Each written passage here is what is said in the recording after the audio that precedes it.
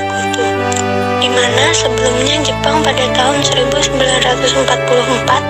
telah mengumumkan bahwa Hindia Timur diperbolehkan merdeka di kemudian hari.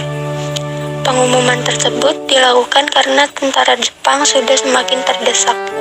Bahkan Kepulauan Saipan juga berhasil direbut dari Jepang. Sehingga pada tahun 1945 dibentuklah BPUPKI dan PPKI. BPUPKI dan PPKI. Tujuan dari pembentukan dua badan tersebut adalah untuk menarik simpati dari rakyat Indonesia agar mau membantu Jepang melawan sekutu. Namun saat Perang Pasifik terjadi, Hiroshima dibom pada tanggal 6 Agustus 1945 dan disusul pengeboman Nagasaki pada tanggal 9 Agustus 1945. Peristiwa tersebut membuat sekitar 14.000 penduduk Jepang menjadi korban dan akhirnya mereka mengaku kalah dari sekutu. Akhir dari peristiwa ini yaitu Jepang berjanji memberikan kemerdekaan pada tanggal 24 Agustus 1945 untuk Indonesia. Pro kontra proklamasi. Sejarah kemerdekaan Indonesia juga mengalami pro kontra menjelang pembacaan proklamasi tersebut. Pro kontra ini terjadi antara golongan muda dan golongan tua. Yang pertama, golongan muda menganggap bahwa golongan tua terlalu konservatif sebab mereka menghendaki pembacaan proklamasi harus melalui PPKI dan sesuai dengan prosedur yang dijanjikan Jepang pada 24 Agustus 1945. Karena kemerdekaan tidak harus bergantung pihak lain dan merupakan hak rakyat.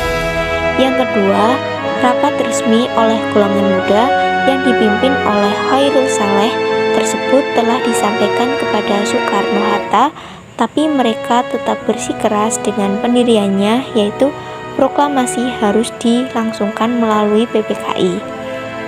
Yang ketiga, mereka bersepakat membawa pergi Soekarno-Hatta ke luar Jakarta secara diam-diam dengan tujuan untuk menjauhkan mereka dari pengaruh Jepang.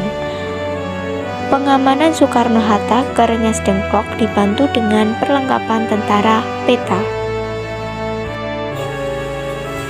Terjadinya peristiwa Rengas Dengklok membuat jalan pikiran Soekarno dan Hatta berubah, dan akhirnya menyetujui agar proklamasi kemerdekaan harus segera dibacakan.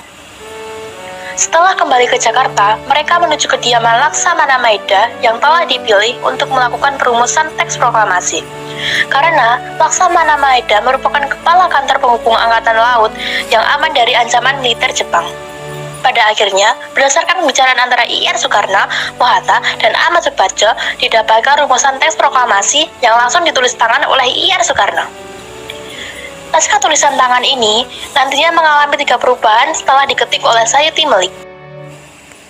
Proklamasikan adalah naskah asli proklamasi yang merupakan tulisan tangan sendiri oleh Soekarno sebagai pencatat dan adalah merupakan hasil perubahan atau karangan oleh Hatta dan Ahmad Subarjo.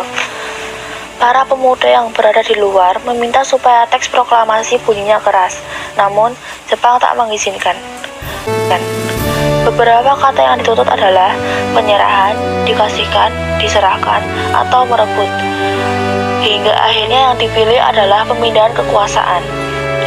Teks naskah proklamasi yang telah mengalami perubahan dikenal dengan sebutan naskah proklamasi otentik yang merupakan hasil ketikan Sayuti Melik, seorang tokoh pemuda yang ikut andil dalam persiapan proklamasi.